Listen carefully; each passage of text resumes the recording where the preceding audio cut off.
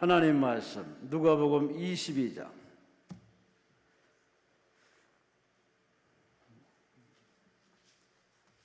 63절에서 65절까지. 김부화 집사님, 자동차 안전운행 사고 없이 유선영 선생님, 눈을 떠서 예수 보게 해주세요. 모든 송사를 주님께 맡깁니다. 서한통산 주식회사 장정부 장로님, 그 당시 저의 심령이 어땠는지 주께서 아시나이다. 회사의 악한 세력 침노하지 못하도록 주여 지켜 주옵소서. 예임을 올렸습니다. 누가복음 22장 63절에서 65절 찾으셨으면 아멘 하시겠습니다. 합독하십니다. 지키는 사람들이 예수를 희롱하고 때리며 그의 눈을 가리고 물어 이르되 선지한 노릇하라 너를 친 자가 누구냐 하고 이외에도 많은 말로 욕하더라. 아멘. 기도드리겠습니다. 하나님 감사합니다. 무더위 참으로 무더운 날입니다. 그러나 여름의 맛을 깨닫게 하신 아버지, 이런 무더위철에도 우리에게 생명의 은혜, 호흡의 은혜, 걸을 수 있는 은혜, 기도원까지 올 수 있는 은혜까지 주신 하나님을 찬양합니다. 경배합니다. 송축합니다. 벌써 7월달이고 벌써 올해도 많이 지나갑니다. 주님 옆에 갈 날이 가까웠음을 깨달아서 서랍정리, 장롱정리, 인생정리 잘하여서 주님 부르실 때 다 내려놓고 홀가분하게 아멘 주 예수여 어서 오시옵소서. 주님 맞이하는 영광의 반열에 서는 슬기로운 다섯 처녀의 반열에 서게 하여 주시옵소서. 우리를 유혹하고 미혹하는 어둠의 영들 참으로 많습니다. 저들에게 농락당하지 않도록 분별력을 주시고 강하게 담대함을 주어서 하나님이 할 일 하나님께 맡기고 자기 할 본업에 최선의 땀을 흘려서 때가 되매 기한이 참에 하나님이 약속한 대로 응하심을 통하여 기도응답은 물론이요 말하는 대로 생각하는 대로 선포하는 대로 믿는 대로 응하시는 놀라운 은혜가 달마다 때마다 분초마다 삶의 현장에 임할 줄로 믿습니다. 우리의 살며 살아가는 모습을 통하여 가족이 예수 믿게 하시고 친척이 예수 믿게 하시고 전도의 통로가 되어서 많은 영 사랑나는 어부의 삶을 감당하게 도와 주시옵소서. 우리가 이 말씀을 나누면서 다시 한번 주님의 마음, 주님의 거룩한 마음, 주님의 뜻을 깨달아서 우리도 다 주님을 닮아서 주님처럼 행동하며 주님처럼 살아가는 주의 길을 따라가는 우리 모두가 되게 하여 주시옵소서. 올린 예물과 정성 받으시고 그 소원대로 하나님께서 응답해 주어서 회사에 악한 영이 틈못하게 하시고 안전하게 차 운행하게 도와주시고 모든 소송 문제 아름답게 해결되어서 하나님 믿음이 헛되지 않음을 체험하는 간증의 기회 될 줄로 믿습니다. 모든 예배들에게 골고루 주님이 준비하신 은혜 여호와 이레 준비하신 선물을 듬뿍 주어서 모두가 웃고 돌아가게 없어서 건강하게 돌아가게 없어서 성령 충만 돌아가는 행복한 만남을 기대합니다. 주여 말씀하시고 은혜만 받게 하여 주옵소서. 시정을 주님께 맡기며 감사하며 예수님 이름으로 간절히 축복하며 감사하며 기도리옵나이다. 아멘. 우리 하나님께 감사와 영광을 드립니다. 옆 사람과 따뜻한 미소로 인사합니다. 하나님이 사랑하십니다.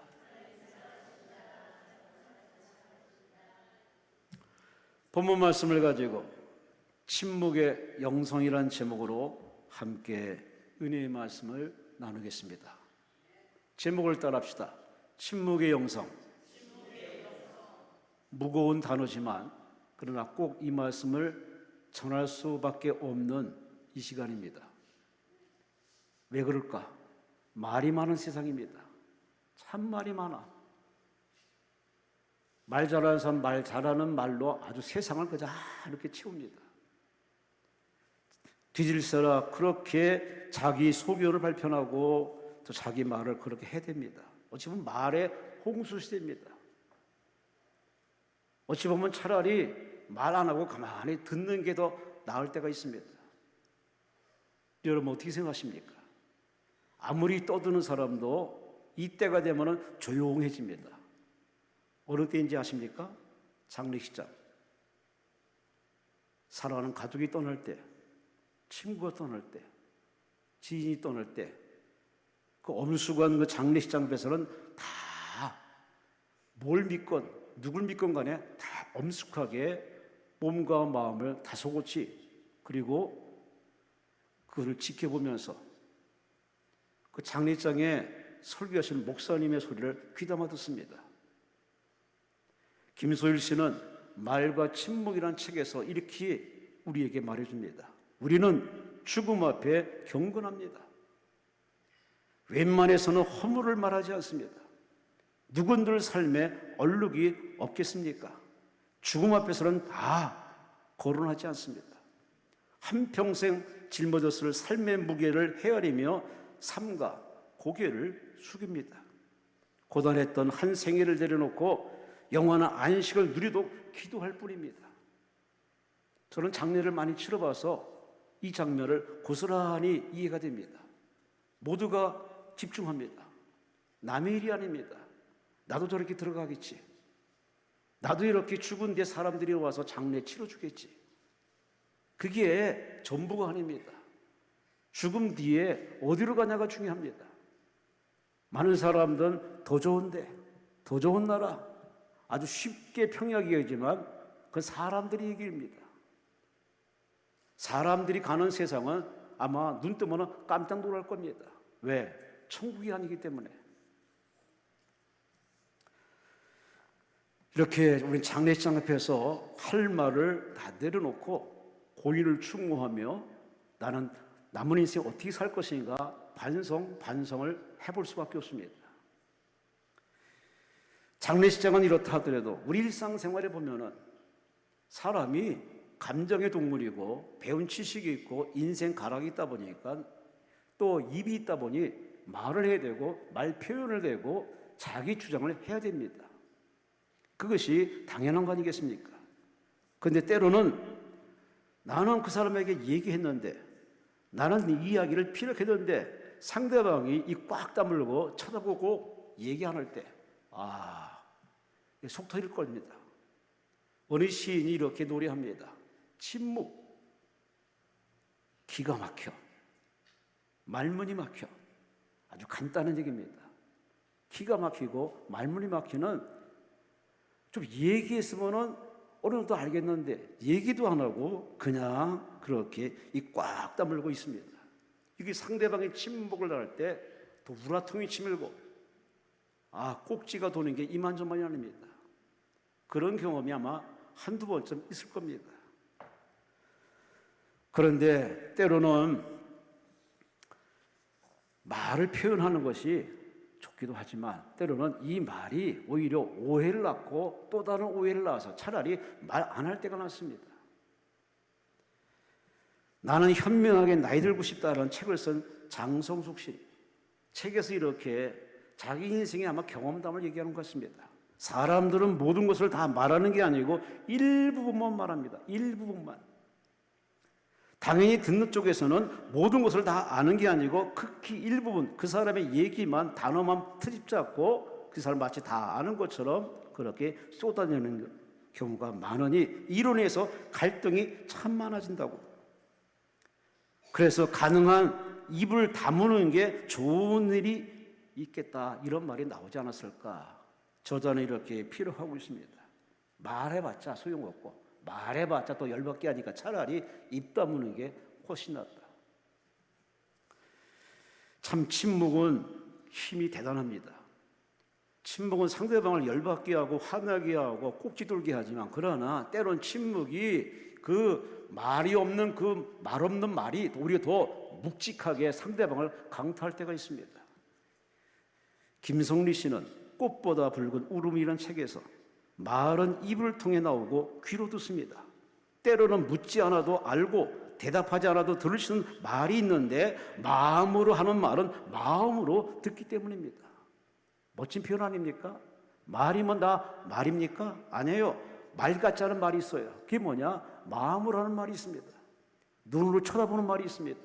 때로는 입으로 크게 외쳐서 하는 말보다는 때로는 가만히 지켜보면서 물끄러미 바라보면서 그렇게 사랑으로 바라볼 때 그 말은 대단한 파워가 있습니다.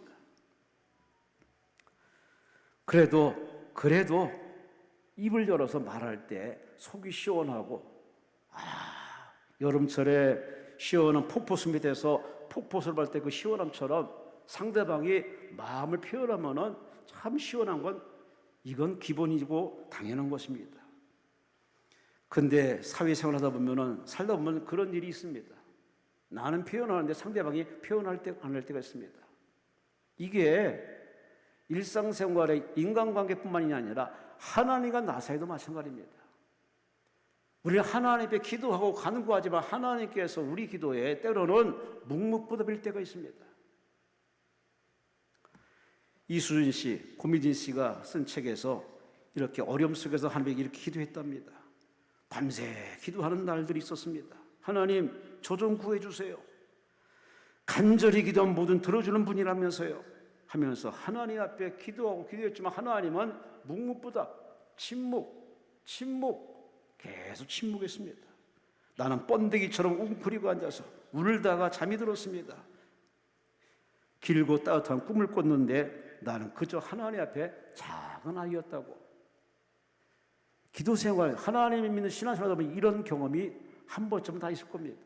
나는 기도하는데 하나님이 내 기도를 듣는 건지 아니 듣는 건지, 그럴 때 참 속이 터집니다.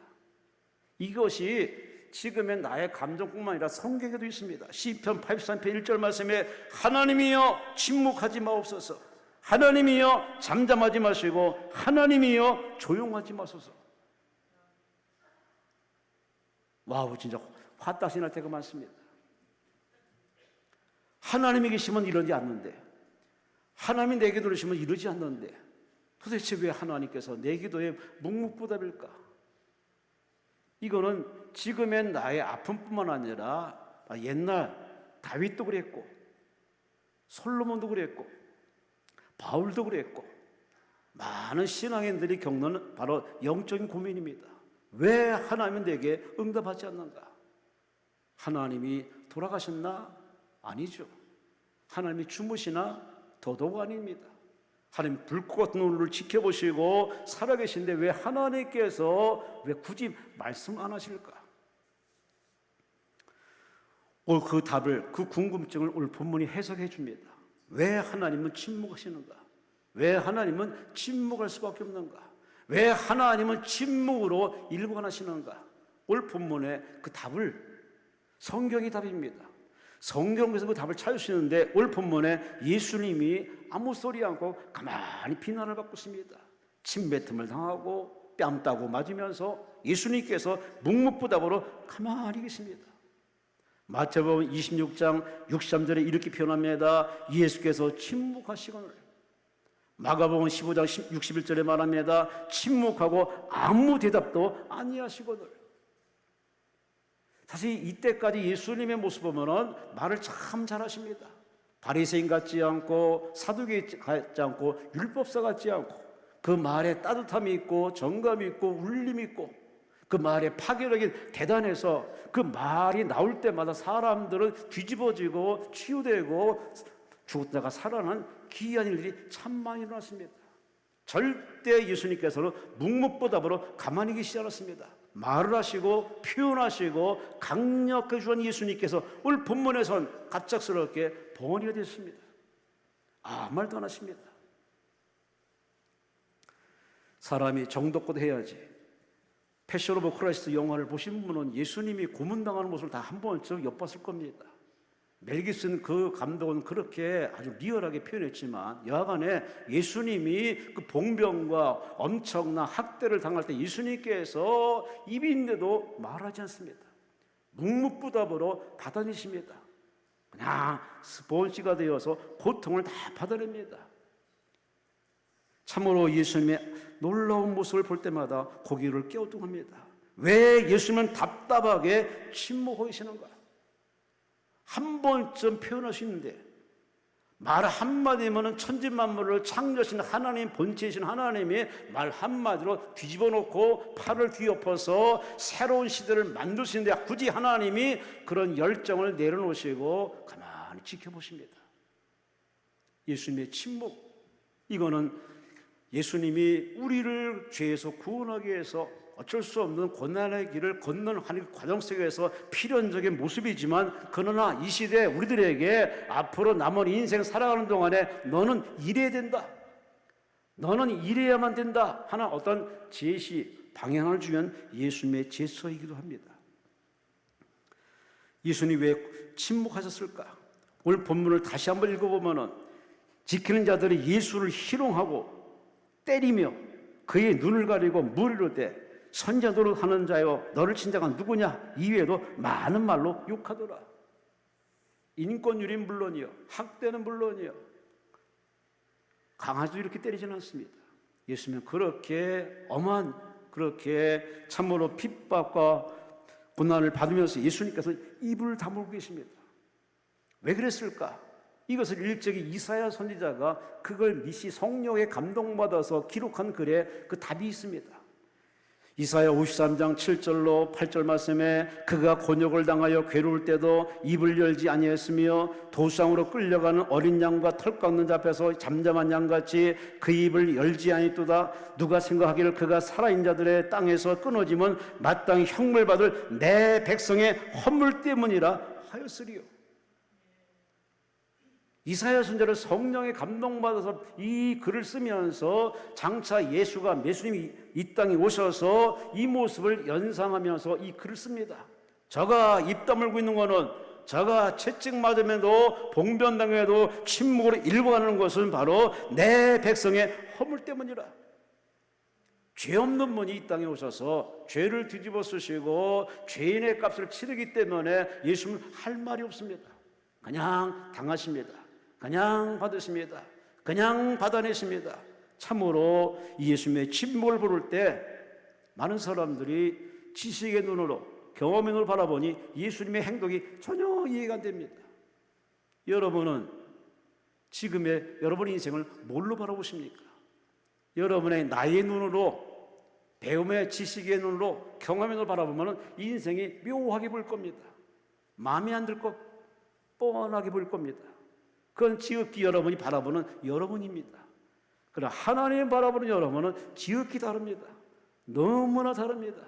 하나님 여러분을 귀하게, 아름답게, 보배롭게, 사랑스러운 눈으로 바라보는데 우리는 상처받은 눈으로, 부족한 미지의 어리석은 눈으로 자기 인생을 바라보니 인생이 마음에 안 듭니다. 그래서 뜯어고치고 성형수술하고 별짓을 다 합니다. 그래도 속사람이 겉사람 바라보니 여전히 불만입니다. 어쩔 수 없는 거. 그런데 우리는 다시 한번 내가 바라보는 나를 바라보지 마시고 하나님 바라보는 나를 확인하는 시간 되시기를 주의 이름으로 축원합니다. 주의 이름으로 축원합니다. 그래서 오늘 이사야가 말한 대로 예수님이 침묵하시는 것은, 가만히 계신 것은 바로 여러분, 바로 나를 위해서 그렇게 가만히 계신 겁니다. 참으로 놀라운 은혜입니다. 이 신비로운 은혜를 깨닫지 못하면 인생은 정말 살만합니다. 하나님은 힘이 있으면서 힘 자랑하지 않고, 하나님은 전지하시면서 하나님께서 때로 가만히 계시는 이유는 왜 그럴까요? 여러분과 저를 위해서. 하나님이 나서면 끝납니다. 그러나 하나님은 나서지 않습니다. 세상에 정한 룰이 있습니다. 당시 스스로 약속한 약속이 있습니다.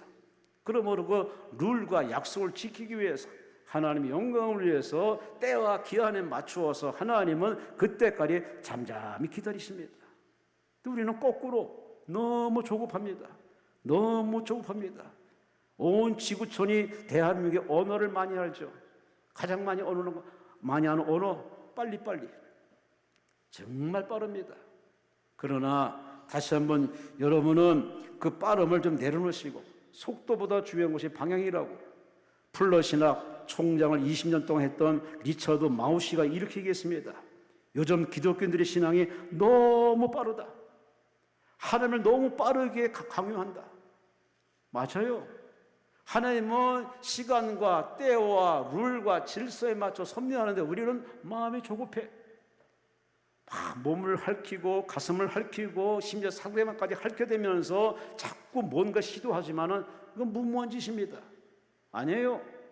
자연은 때를 따라 꽃 피고 꽃 지고 열매 맺고 그렇게 사라집니다.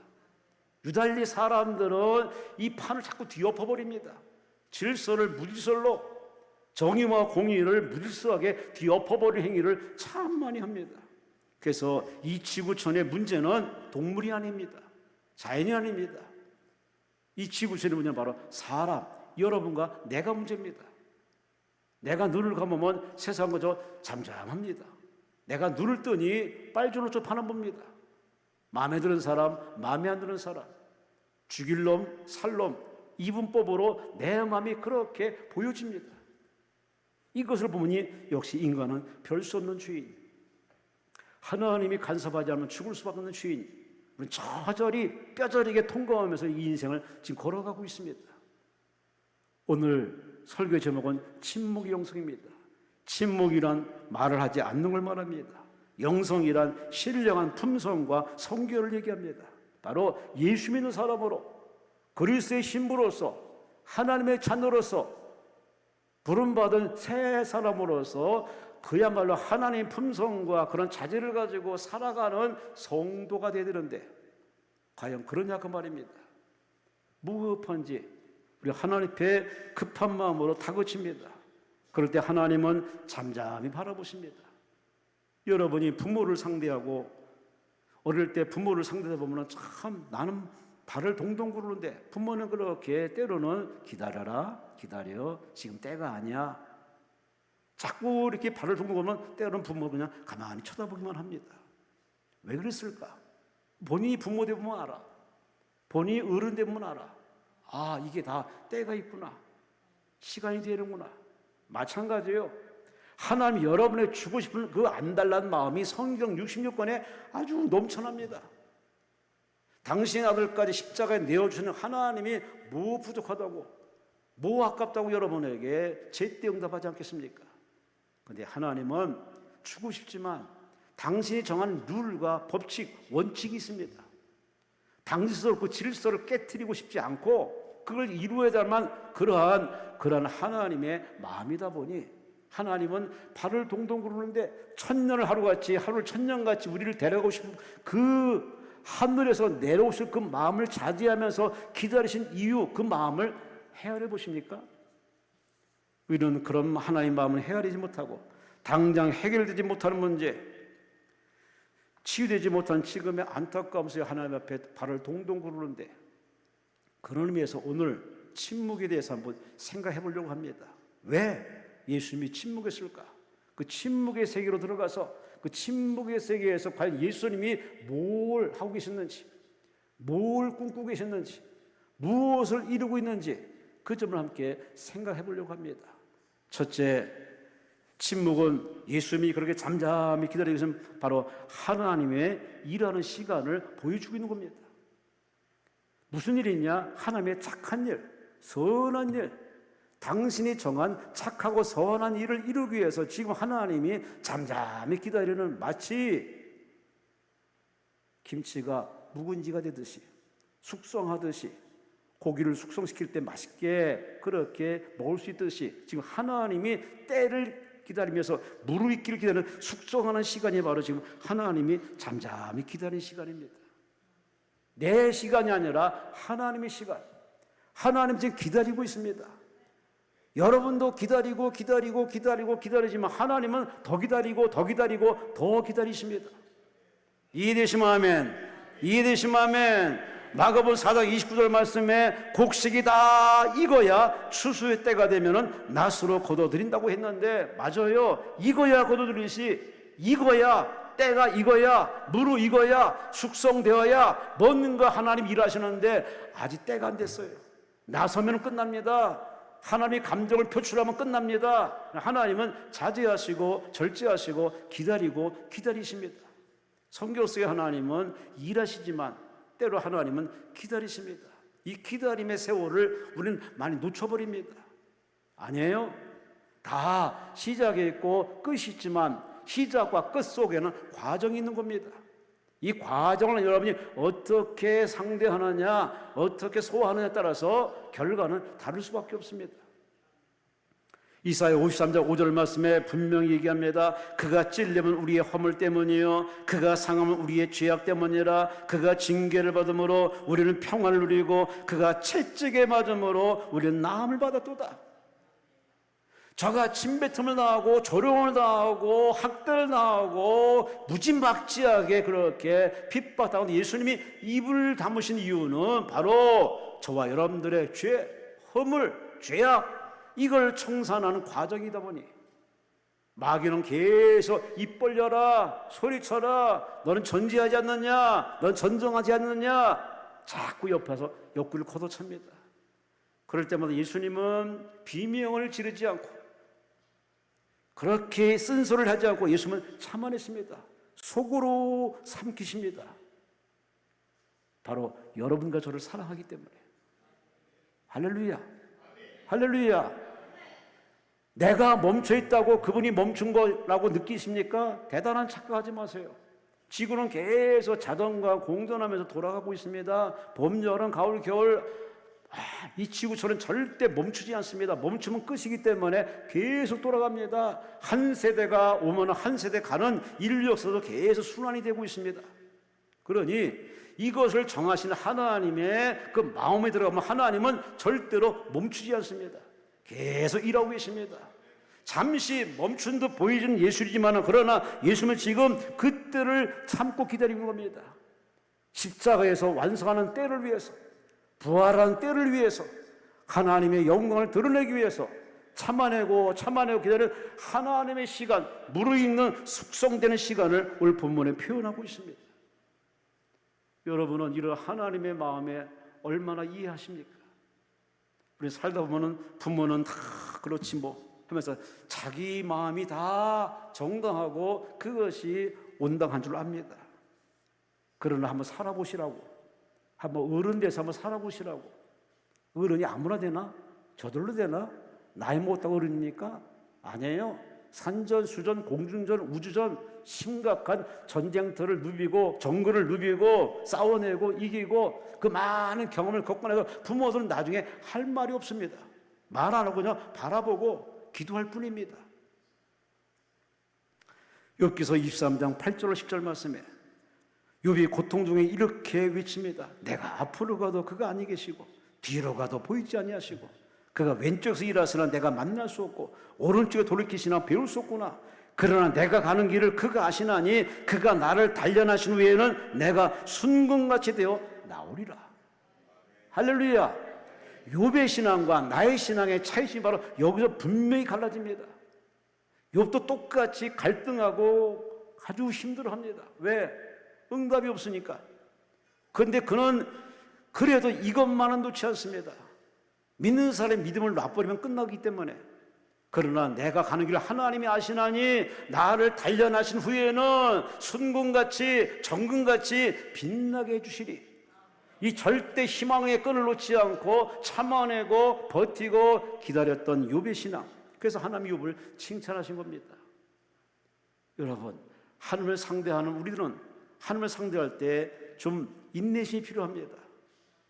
내 시간은 24시간, 60분, 60초 시간에 째깍째깍 이렇게 맞춰 살지만 그러나 하나님은 하나님의 시간이 있습니다. 하나님의 시간에 맞춰 사는 것이 성도의 본분입니다. 여러분은 하나님의 시간, 하나님의 때를 얼마나 아십니까? 모르기 때문에 오해하는 겁니다. 아니에요. 하나님은 지금도 여러분을 변함없이 사랑하고 여러분과 함께 하시고 여러분을 응답하는 그 하나님의 마음이 성경에 고스란히 기록되어 있습니다. 무엇보다 여러분이 살아있는 게 기적입니다. 기적입니다. 숨 쉬는 게 기적이고 아침에 눈 뜨는 게 기적이고. 여름방학 때니까 교회에서 이렇게 수련팀이 와서 바울선을 빌려가지고 막 으쌰으쌰 하고 와서 잠을 자는데 어젯밤에는 20시간 밤새 내내 고문당했습니다. 위치에서 막 뛰고 까르르 웃고 아우. 한편으로는 행복해요. 왜? 기도원이 이렇게 젊은 아이들의 노래소리, 웃음소리가 있으니까 너무 좋아. 근데 한편으로 잠을 자야 되는데 잠을 잘 수가 없네. 올라가서 얘들아 그만 좀 하자라고 하고 싶어도 아니지. 옛날 내가 은혜 받을 때 그 마음 생각하면은 그래 이때뿐이니까 실컷 놀으라 하면서도 또 참지 못해가지고 올라갈까 말까. 정말 어제 아주 거룩한 고문을 당했습니다. 모든 게 그래요. 다 때와 기한이 있으니 내 마음과 내 성질대로 하면요 인생의 충돌, 마찰, 그 파괴는요 많은 피해가 나타납니다. 차라리 이것도 지나가리, 이때도 지나가리. 때가 되니까 다 내려가셨더만. 아침에 얼마나 시원하고 조용한지. 다 때가 되니까 다 지나고 사라지는데 우리는 그때를 참지 못하고 속으로 막 핥히고 미워하고 그러는데, 여러분 그래봤자 본인만 손해입니다.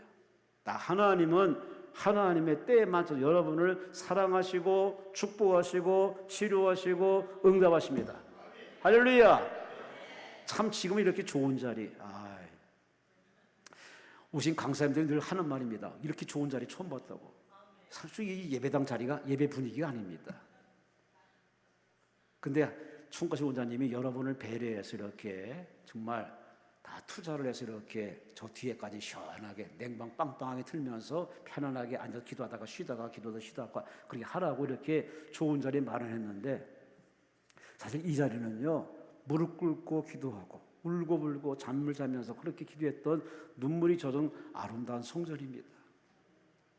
제가 그걸 다 지켜봤고 걸어와서 경험했기 때문에 이렇게 볼 때마다 참 축복받았구나, 하나님 이렇게 풍성히 채워줬구나 라고 하면서도 한편으로 이렇게 편안한 자리가 별로, 실제로 기도하는 사람은요 이게 좋은 자리일수록 기도가 잘 안 됩니다.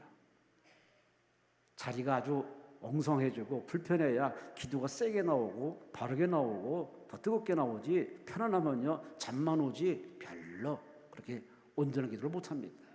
원래 그러니 사람들에게, 우리들에게 이 3차원 덩어리 이 육속에는요 편안함이 다가오면요 신앙이 느슨해지고 슬럼프에 빠집니다. 그래서 우리들에게 가시가 오고 밤이 오고 환란이 오는 이유는 여러분을 부적절하게 하고 불편하게 하지만 지나고 보면 여러분을 단련시켜서 정같이 만난 하나님의 특별한 소통을 위해서 여러분에게 그런 은혜 있던 사실을 깨달아서 절대 여러분 지금의 과정 불편하지 마시고 성질대로 하나님께 이렇게 표현하지 마시고, 주여 다 때가 있사오니 그때까지 잘 견뎌낼 수 있도록 하나님이여 나를 저버리지 마시고 나와 함께하여 주옵소서. 할렐루야. 베드로서 3장 9절에 말합니다. 주의 약속은 더딘 것이 아니라 우리 주께서 너희를 대하여 오래 참으사 아무도 멸망하지 않고 다 회개하기에 이르게 하시느니라. 하나님이 인내가 없으면 우리 벌써 끝났어요. 솔직히 내가 나를 봐도 내가 마음에 안 드는데 하나님이 나를 봐서 마음에 들 구석은 더더욱 없는 거 아니겠습니까? 근데 하나님 여러분 눈으로 바라보지 않고 하늘 바라볼 때 여러분을 용서하시고 기다려주시고 안아주시고 설득하시고 다독거리시고 어떻게든지 여러분을 복주시는 그 하나님의 뜨거운 그 내리사랑의 열정을 얼마나 하십니까? 우리 하나님의 모습을 부모를 통해서 우리를 많이 엿볼 수 있습니다. 그렇게 당신은 똑같이 배고픈데 아픈데도 불구하고 자식을 위해서라면 그렇게 아낌없이 시간을 투자하고 재물을 투자하고 마음까지 주면서 자식이 아프면 내 몸을 잘라서라도 주고 싶은 그 부모의 마음의 원조가 누구냐? 하나님이 아닙니까? 하나님은 멈추지 않습니다. 여러분은 멈춰 있지. 어떤 사람이 그런 글을 썼더라고요. 멈춤이 문제가 아니라 지침이 문제라고. 그 말을 곰씹고 보니까 말이 상당히 공감하는 말입니다. 빨간 신호등 앞에 저게 왜 빨간 신호등 켜졌는가, 빨리 왜 파란등 안 드는가 할 필요는 없는 겁니다. 때가 되면 다 파란불로 바뀌어요. 우리 마음이 지쳐있는 겁니다. 피곤해 지쳐있는 겁니다. 그러니 그게 그냥 울그락불그락 아주 별걸 다 하죠. 이게 바로 우리의 본 모습입니다. 하나님은 저 하늘처럼 여전히 어제나 오늘이나 영원토록 여러분을 사랑하십니다. 여러분 기도를 기울이십니다. 여러분을 돕겠다는 그 마음은 변하지 없습니다. 그분이 이 자리에 성령으로 와 계십니다.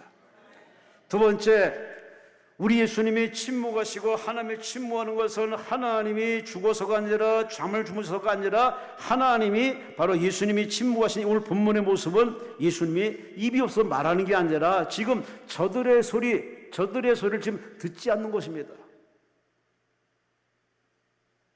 내가 입이 없어 말하는 게 아니라 저들의 황당한 소리, 말 같지 않은 소리, 유혹하는 소리, 아주 그냥 가슴 아픈 소리를 차라리 듣지 않고 있는 겁니다. 이 점을 여러분이 놓치지 마시기 바랍니다. 하나님 우리는 기도를 참 많이 해요. 근데 하나님이 들을 만한 기도, 받으실 만한 기도를 해야 하나님이 들지. 기도라고 다 기도는 아닙니다. 성령의 도움받아서 하는 기도는 나름대로 하나님께 상달되겠지만 대부분이 다 자기 열정과 자기 열심과 자기 지식 가지고 자기 경험에 준해서 여차 육하 원칙에서 하나님께 이렇게 들이대는데 솔직히 그건 자기 표현이고 자기 감정 표현이지 그건 실질로 기도는 아닙니다. 기도는 소통이 돼야 됩니다.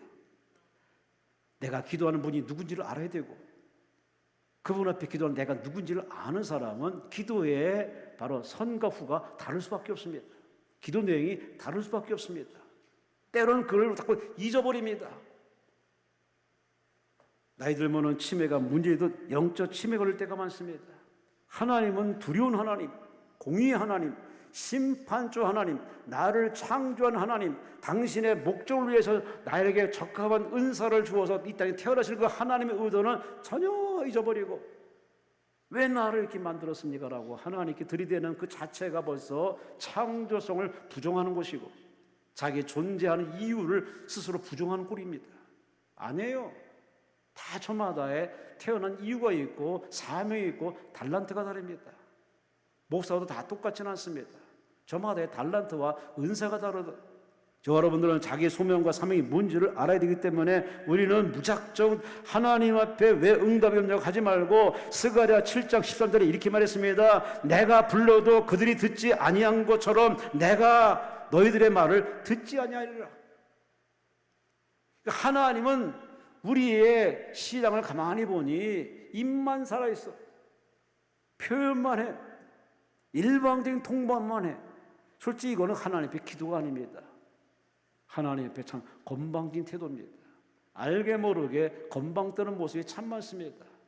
솔직히 하나님이 우리를 인생을 이렇게 들춰보면요, 우리는 살아있는 게 기적이라니까요. 죄도 많고 허물도 많고 흠집도 많고 하자도 많고 아주 어딜 놓아도 멀쩡한 데가 없어. 근데 입만 살아가지고 거룩거룩 논하면서 하나님 앞에 이렇게 말을 질펀하게 늘어놓지만 하나님이 건드릴 만한 내용이 하나도 없는 겁니다. 아니 더 솔직히 말해서 하나님을 인정하냐 그 말입니다. 하나님이 응답을 믿냐 하면 그 질문은 전혀 대꾸할 생각 안 하고 무작정 하나님 앞에 마치 옛날 절간에서 기도하듯이 선왕들이 기도하듯이 그렇게 기도하는 일방적인 기도를 참 많이 해요. 그래서 하나님이 듣지 않는 겁니다. 지금 저들이 예수님께 침뱉으면서 때리면서 눈을 가리면서 너를 때는 누구냐고 조롱할 때 예수님이 그들의 말에 들을 가치가 하나도 없는 겁니다. 안 듣는 겁니다. 그래서 말을 안 하시는 겁니다. 마찬가지로 나의 기도가 하나님이 무조건 들으시라고 당연히 들으신다고 우리는 그렇게 여기는데 그러나 그건 본인의 신앙의 이야기입니다. 하나님은 당신의 기도에 들을 자를 듣고 안 들을 자는 안 들으십니다. 기도드린다 하는 말을 원어로 잘 표현하면 내 마음을 하나님의 저울에 달아드린다, 히트파레라는 말로 표현할 수 있습니다. 내 마음을 하나님의 저울에 달아드리는 겁니다. 그런데 몇 마디 말로 응답받겠다고요? 몇 변의 액션으로 하나님의 응답을 받겠다는 그 무모한 자세가 벌써 하나님을 우롱하는 겁니다. 하나님은 그릇이 깨끗한 사람에게 새 포도를 넣는 것처럼 준비된 자에게 다가가시는 것처럼 아멘하는 자에게 하는 복을 주시는 것처럼 기도 후에 응답받은 후에 뭘 할 것인가 프로젝트가 없는 무모한 기도는요 하나님이 응답하지 않습니다. 기도할 때 먼저 다음 단계 응답 후에 여러분이 뭘 할지를 먼저 생각하시고 결정하시고 그리고 하나님 앞에 기도를 하세요. 그런 거 전혀 생각 안 하고 낮게만 했어요. 해결만 하더라는 거는 하나님을 이용하는 아주 얕은 신앙입니다. 하나님은 여러분을 그렇게 상대하고 싶어 하지 않습니다. 왜? 십자가에서 여러분을 맞바꾼 예수의 피 흘림으로 여러분을 건졌기 때문에 적어도 여러분이 예수의 마음을 갖기를 원하고 예수님과 소통하기를 원하고 예수의 이름으로 살기를 원하고 예수의 이름으로 영광 돌리기를 원하는 그 수준까지 끌어올리기를 원하시기 때문에 여러분을 계속 여러분을 담금질하고 훈련하시고 광야께 집어넣고 홍해도 건너게 만들고 광야도 지나게 만들고 요단강도 지나게 만드는 것은 아픔이 아니라 부족자라 하나님의 행동이 아니라 하나님 여러분을 다루시는 하나님의 사랑의 섭리입니다. 부모가 자식을 바라볼 때 마음과 자식이 부모를 바라볼 때 마음이 서로 상충되듯이 우리는 부모가 떠나는 다음에 부모님이 왜 나를 그렇게 대했는가를 지나보면 합니다. 가끔 비가 오면 저는 가끔 어머니가 생각나. 물론 아버지도 생각나는데 어머니가 더 생각나. 어머 말 잘 들을 걸. 그때 어머 말 잘 들을 걸. 하는 후회가 막급해가지고 가끔 울적하면은 글쎄 자주 가지는 않지만은 울적하던 비가 내리는 날 울적하면은 그렇게 차를 몰고 갑니다. 어디로? 무덤에 넣은 그곳에 가서 잠시 얘기 나면 잠시 묵상합니다. 참 지나고 오고 세월 지나면은 부모 마음이 절절히 깨달아집니다. 나를 위해 그렇게 기도하시고 나를 위해 참아주시고 기다렸던 그 부모 마음을 헤아려볼 때 그때는 부모는 다 떠나고 세상이 없어요. 그러니 부모님 옆에 계실 때 부모 공경 잘하시고 효도 잘하시고 할렐루야 할렐루야 참 부모 하나님 앞에 잘하시기를 주의 이름으로 축원합니다. 육신의 부모에게도 엉터리로 하는 사람이 하나님께 잘한다? 꿈 깨요. 하나님 받지도 않습니다. 있는 사람에게 대접 못하고 예우할 줄 모르고 공경할 줄 모르면서 하나님을 공경한다는 그 말 자체는 하나님을 바로 사기치는 겁니다. 하나님 여러분의 몇 마디 말에 그렇게 쉽게 넘어가는 분이 아닙니다. 아담과 하와이를 하나님은 늘 당했고 지금도 당하고 계십니다. 사람들은 그렇게 하나님 앞에 이것만 해주시면 제가 뭐든지 할게요. 뭐든지 할게요. 하나님께 이렇게 흥정을 거는데 하나님은 그걸 한두 번 겪었어야지. 절대 속지 않습니다. 그러니 하나님 여러분을 단련시키고 불순물 빼고 쓴물 빼고 가시를 빼고 여러분의 모든 부정을 다 빼서 다 사람 만든 그릇이 된 후에 여러분에게 응답 주시니 말 같지 않은 말 하지 말듯이 기도 같지 않은 기도를 그냥 하지 마세요. 차라리 성령께 도움을 청하세요. 제가 어떻게 기도할지 모릅니다. 어떻게 할지 모르니 제게 기도의 영을 주시옵소서. 성령이여 도와주옵소서. 여러분 성령은 파라클레토스 나를 도와주기 위해서 분란을 받은 바로 하나님 제3의 하나님 진짜 하나님 바로 성령 하나님을 여러분에게 선물로 주셨는데 그 성령이 하시는 일은 여러분 주의 말씀을 생각나게 만들고 나의 기도를 도와주시고 나를 총까지 인도하시는 그러한 바로 하나님이신데 왜 그런 하나님을 저기다 놔두고 엉뚱하게 이렇게 하나님 앞에 참으로 기도를 하니 하나님이 답답할 수밖에 없습니다. 야 나를 이용해 나를 써먹어 내게 도움을 청해. 우리는 용량이 작아서 세상의 이 많은 유혹과 쓰레기 같은 정보나 가짜와 진짜를 구분 못하는 아주 나약한 존재다 보니 이 작은 두뇌와 용량 가지고 세상 사는 게 너무 버겁습니다. 이걸 아셔서 우리에게 바로 하나님 성령을 보내주셨으니 우리 여러분 성령을 환영하시고 인정하시고 모셔드려서 성령의 도움받아서 여러분에게 은혜가 넘치는 행복한 축복이 되시기를 주의 이름으로 축원합니다. 이사야 53장 7절 말씀에 그가 곤욕을 당하여 괴로울 때도 그 입을 열지 아니하였으며 마치 도수장으로 끌려가는 어린 양과 털꺾는 입에서 잠잠한 양같이 그 입을 열지 않으셨도다. 왜? 말 같지 않은 소리 하기 때문에 말잔치 하기 때문에 우리는 하나님을 상대하면서 기껏 시간 내어서 이 금쪽 같은 시간에 기도까지 왔는데 그런 서툰 기도, 아마추어 기도, 사람들에게 낯가리도 하는 그런 기도 하지 마요. 하나님이 슬퍼하십니다. 진짜 말을 하세요. 진짜 내 마음의 말을 하시려니까 감추지 마시고 숨기지 마시고 솔직 정직 담백하게 내 마음을 열어서 하나님께 여차여차 이차이차합니다. 하나님 앞에 정말 자기 자신을 전부를 끄집어내어서 하나님 앞에 진정성인 기도를 해보세요. 하나님 여러분 기도에 감동하십니다. 이제야 나를 의지하는구나. 이제야 나를 전적으로 의지하는구나. 우리 모두 그 하나님이 응답 없는 그 현실 앞에서 그렇게 당황스러워하지 마시고 시편 94편 9절에 말합니다. 귀를 지으신 자가 듣지 아니하시랴 눈을 만드신 이가 보지 아니하시랴.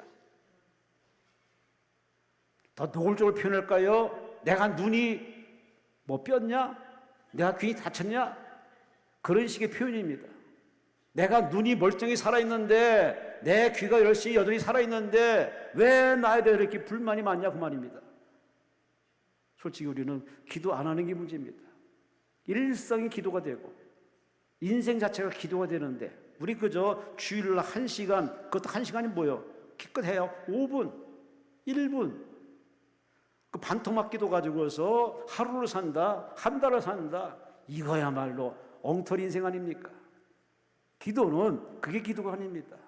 일상 자체가 기도가 돼야 됩니다. 인생 전체가 기도가 돼야 됩니다. 꼭 정자세하고 기도를 가는 기도만은 그건 특별한 기도고 우리 인생은 운전하면서 설거지하면서 사람을 상대하면서 식사 자리에서 잠자리 들기 전에 걸어가면서도 기도하세요. 왜 걸어가면서 기도해야 되느냐? 제가 아는 분이 걷다가 갑자기 쓰러졌어요.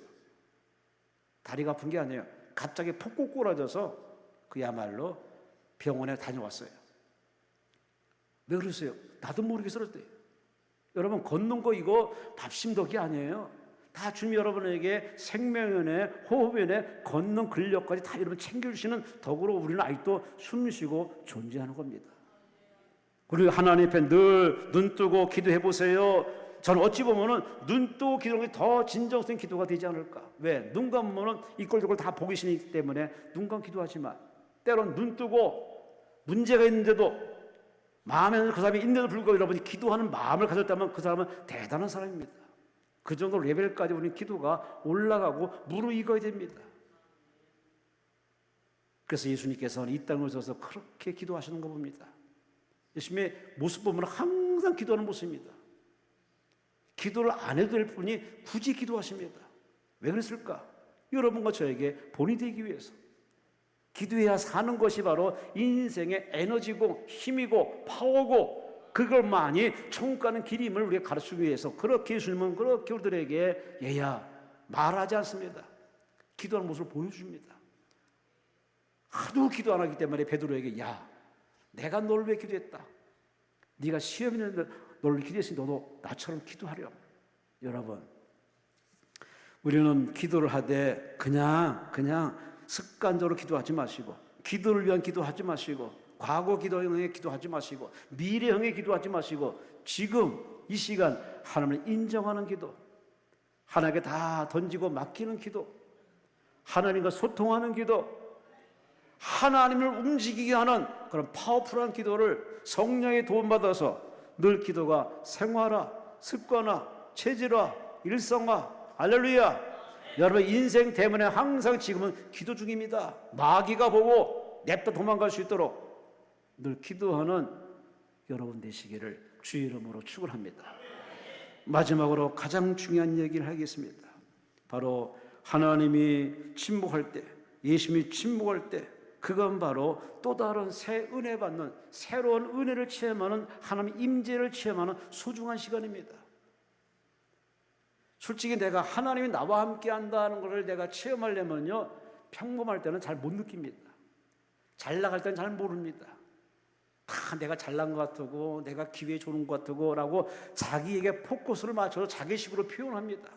그러나 내가 앞길이 막히고 갑자기 병들었을 적에 오해의 늪에 빠졌을 적에 억울함을 당했을 때 그때서는 비로소 하나님이 저 멀리 계시지 않고 가까이 오셔서 내 곁에 계심을 피부로 느낍니다. 너무 느낍니다. 생생히 느낍니다. 이사야 53장 12절 말씀에 그러므로 내가 그에게 존귀한 자와 함께 목을 받게 하여 강한 자와 함께 탈취한 것을 나누게 하리니 이는 그가 자기 영혼을 버려 사망에 이르게 하며 범죄한 중 하나를 헤아려 받았습니다. 그러나 그가 많은 사람의 죄를 담당하여 범죄한 자를 위하여 기도하였느니라. 이거 예수님이 이 땅에서 왜 침묵하시고 왜 죽으셔야 하는 걸 바로 이사야가 설명하는 내용입니다. 예수님은 그런 곤고한 중에서도 침묵 중에서 예수님이 뭐 했느냐? 기도를 하고 계셨어요. 이로 인해서 상처받지 않게 하시고 이로 인해서 저들이 탈락해서 지옥 가지 않게 해달라고 예수님은 그렇게 기도로 계속 하고 계셨습니다. 다시 말씀드려서 우리는 과거의 은혜로만 살 수 없습니다. 먼 미래에 줄 거는 그런 은혜로 기대감을 살 수는 없고 오늘의 은혜가 필요합니다. 지금의 은혜가 필요합니다. 새 은혜가 필요합니다. 할렐루야, 할렐루야. 근데 여러분의 기도를 가만히 보세요. 과거 은혜를 운운합니다. 미래 은혜를 운운합니다. 아니에요. 진짜 오늘의 따끈따끈한 쿨한 하나님의 은혜를 구하시기 바랍니다. 그분의 임재, 그분의 함께하심을 체험하는 하나님의 임재, 하나님과의 소통, 하나님과 동행을 체험하는 그런 시간이 바로 이 시간이고 오늘이고, 문제 해결 받지 못한 지금의 답답한 이 발을 동두고는 이때 하나님 여러분에게 내가 내 옆에 있잖아, 내가 너와 함께 하잖아. 우리는 함께하는 것이 문제 해결만이 하나님이 함께한다고 생각하는데 지극히 1차원적인 신앙입니다. 아니에요. 여러분 살아있는 게 하나님과 함께하는 증거입니다. 하나님이 함께하는 사람 벌써 갔어요. 코로나 때 가고요. 다 때가 가더라고. 하나님이 함께하는 사람은 여전히 살아있어요. 그리고 하나님이 내게 생명을 주어서 내가 숨쉬고 이 뜨거운 이 여름 태양을 받을 수 있는 것이 정말 답답하고 잠을 못 이루는 밤이었지만 그러나 아직도 살아있는 건 바로 하나님 우리에게 뭔가를 기대감 속에 우리에게 기회 주시고 있습니다. 하나님의 임재에 들어가는 바로 패스워드가 바로 침묵이다 라고 어떤 분이 표현했는데 맞는 말인 것 같습니다. 하나님의 임재에 바로 그런 은혜의 체험에 들어가는 유일한 패스워드, 프리패스하는 패스워드는 뭐냐? 침묵입니다. 이 침묵의 신비로운 경지에 우리는 체험이 필요합니다. 답답하지만 발을 동동 구르지만은 가슴이 아프고 온몸이 그렇게 짜릿짜릿 아프지만은 그러나 고통이 짓누르지만 그러나 여전히 내가 그분을 찾고 그분을 의지하는 그 하나님 앞에 그 믿음은 바로 하나님이 나와 함께하는 돕는 은혜이기도 합니다. 리처드 포스터라는 사람은 이렇게 표현했습니다. 침묵의 한복판에는 매우 고요하고 매우 평화로우며 매우 침착한 주님이 거기 계십니다. 멋진 표현입니다. 그래요. 이 풍성한 중에 화려한 중에 번쩍번쩍한 중에 하나님을 살려면 참 찾아보기 힘들 겁니다. 왜? 별로 우리에게 와닿지 않기 때문에. 그러나 내가 전락하고 벼랑 끝에 서고 의사가 이제 얼마 남지 않았습니다. 그 집에 편안히 드세요 라는 어떤 그런 마지막 사형 선고를 받을 때 그때서 비로소 하나님은 저 멀리서 나를 지켜보는 하나님이라 득달같이 내게 찾아와서 내 마음을 위로해 주시고 격려해 주시고 나와 대화하기를 원하셔서 내 앞에 기다려 주시고. 왜 아멘 안 해요? 뭐든지 우리가 맛을 봐야 돼. 쓴맛도 보고 단맛도 보고 신맛도 보고 다 맛을 봐야 인생에 대해서 빨주로서 파남보를 얘기할 수 있듯이 하나님을 제대로 알려면요 쓴맛 단맛 신맛 하나님 주시는 어떤 맛을 다 체험을 해야만 하나님에 대해서 별반 우리는 이런저런 말하지 않고 그저 감사하고 감사할 밖에 없는 줄로 믿습니다. 그렇게 산 사람을 굳이 소개해 볼까요? 바로 요셉이라는 사람입니다. 창세기 39장 29절, 20절, 23절 말씀에 요셉이 주인이 그를 잡아 옥에 가두니 그 옥은 왕의 죄수를 가둔 곳이더라. 요셉이 옥에 갇혔으니 여호와께서 요셉과 함께 하시고 그에게 인자를 더하사 간수에게 은혜를 받게 하시며 간수장의 옥중제수를 다 요셉의 손에 맡김으로 그 재반 시무를 요셉이 처리하고 간수장은 그의 손에 맡긴 것을 무엇인지 살펴보지 아니했으니 이는 여호와께서 요셉과 함께 하심이라. 아멘. 아멘. 하나님이 함께하면 하나님이 감옥에서 풀려나게 만들고 요직에 세워야 되고 기도 응답을 줘야 되는데 하나님은 여전히 옥중에서도 함께 하십니다. 이게 우리 생각의 하나님과 하나님이 다루시는 실제 하나님과는 우리 차이점입니다. 근데 우리는 아직도 자본주의 사상, 이 땅의 어떤 세상의 흐름에 젖어 있다 보니까 하나님을 그런 식으로 자꾸 그렇게 만들려고 합니다.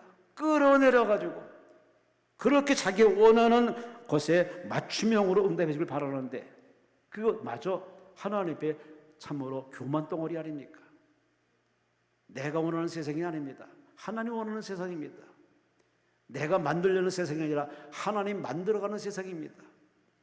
그러니 우리는 다시 한번 하나님 만든 세상에 불쑥 태어났으니 하나님 뜻이라 우리를 태어나게 했으니 하나님 왜 나를 이곳에 태어나게 했을까? 라고 우리 하나님이 부르시고 태어나신 그 의도를 알기 위해서 잠잠히 기도하시면서 주님과의 바로 소통의 시간을 가져보는 것이 더 필요하지 않겠습니까? 그래야 그런 원초적인 그 문제가 해결되어야 여러분 인생이 풀어집니다. 이 퍼즐 같은 인생에 공부한다고 풀어준 줄 아십니까? 사람의 많은 백그라운드 받는다고 풀어줄 줄 아십니까? 천만에 만만해요. 하나님 그럽니다. 한번 살아봐. 한번 다 살아봐. 네 힘을 한번 해봐. 우리 살면서 많은 인생을 겪으면서 마지막에 다 이렇게 반복된 고백합니다.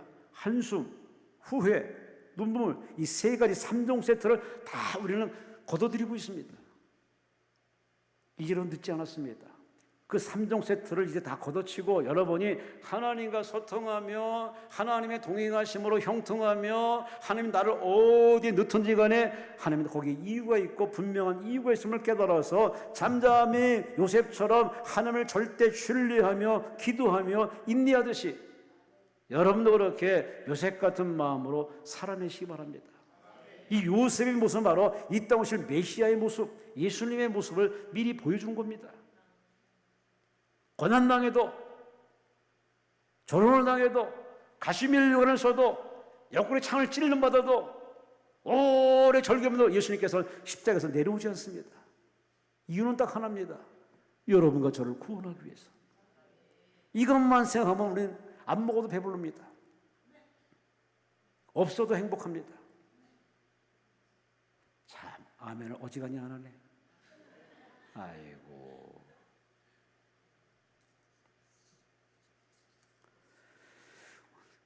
내가 힘들 때 하나님 우리에게 다루시는 하나의 장르가 있습니다. 그게 뭐냐? 요한복음 14장 27절 말씀에 평안을 너에게 끼치노니 내가 너에게 주는 것은 세상이 주는 것 같지 아니하느니 너희는 마음에 근심도 하지 말고 두려워하지 말라. 내가 기도하고 하나님을 의지하면 하나님 내게 주시는 선물이 있습니다. 그게 뭐냐? 세상이 주지 못하는 평안입니다. 이 평안을 받으면요, 눈은 분명히 문제가 있고 아픔이 있는데 마음은 편해. 하나님이 주신 선물이에요. 그 선물을 줘야만 이 과정을 이겨내고 끝내 이겨내서 하나님 원하는 그 시간대에 맞추기까지 하나님이 여러분을 이끌어가는 과정입니다.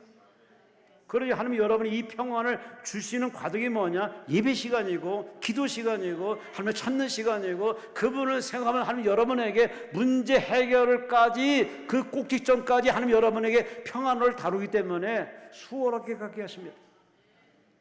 근데 우리는 이 평안은 집어치고 문제 해결만을 구하니 하나님과 엇박도는 그러한 마음보를 가지니 자꾸 고난만 길게 연장될 뿐입니다. 그러니 세상에서도 철들어야 사람답게 살 수 있듯이 신앙에도 철이 들 필요성이 있습니다. 언제가 철부지 없는 사람처럼 맨날 하나님께 계십니까? 안 계십니까? 출장 갔습니까? 옆에 교회 하나님 멋진 하나님, 우리 교회 하나님은 참 쫄장부 하나님. 왜 그래요? 하나님이 듣는 하나님이 섭섭해할 수밖에 없습니다. 하나님 여러분이 믿는 하나님은 여전히 변함없이 여러분을 사랑하십니다. 여러분과 함께 하십니다. 옥중에서도 하나님이 함께하는 믿기 때문에 감사하며 때를 기다렸다고 자기 받을 준비를 철저히 했던 이 요셉처럼 여러분도 지금도 하나님이 함께하는 임재를 체험하는 소중한 하나님의 은혜를 체험하는 찬스인 줄 아시고 이 아픔 속에 도망치지 마세요. 뒷모습 보이지 마시고 원망하지 마시고 차라리 그럴 시간에 주여 더 하나님 마음을 알게 하옵소서, 더 하나님을 바로 알게 하옵소서, 하나님을 진정으로 체험하는 시간 되기 원합니다. 결론을 말씀드리겠습니다. 창세기 1장에 태초에 하나님의 천지를 창조하시니라. 천지를 창조하기 전에 하나님이 침묵하고 계십니다. 가만히 계십니다. 침묵이 끝남에 그분이 빛이 있으라 하심에 침묵이 깨지면서 빛이 쫙 펼치면서 빛과 어둠을 나눕니다. 하나님 무슨 일을 하기 전에 꼭 먼저 침묵부터 하십니다. 그러면 하나님이 침묵할 때는 뭔가 새로운 장로, 새로운 뭔가 하나님의 비전을 위해서 하나님이 지금 잠잠히 기다리고 계신 겁니다. 그 여러분에게 침묵이라는 시간과 과정을 우습게 평가하지 마시고 그 과정 속에 하나님과 코드를 맞추세요. 예수님이 지금도 하나님보다 우편에서 여러분의 이름을 거론하면서 아버지 저가 힘들어하는데 저를 지켜주시고 내 이름을 봐서라도 저를 도와달라고 예수님이 지금도 중보기도 하는데 우리는 뭘 믿는지 기도도 안 하고 원망이나 하고 불평이나 하고 투덜거리기나 하고 도망칠 생각이나 하고 가로엎을 생각이나 하니 이 하나님 속 터질 수밖에 없습니다. 하나님은 여러분을 여전히 사랑하십니다. 지금도 사랑하십니다. 할렐루야. 마크 트웨인 작가의 말을 한마디를 하고 오늘 모든 설교를 끝내겠습니다. 침묵은 있다곤 편협한 사람에게 지혜를, 무지한 사람에게 능력을 대신합니다.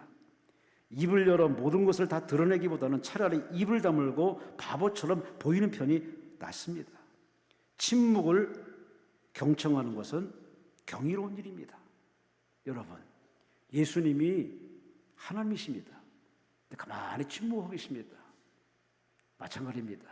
때로 여러분이 모르지만 소화하기 어렵지만 하나님이 잠잠히 있으면 여러분도 잠잠히 버티시면서 인내하면서 기도하면서 때를 기다려보세요.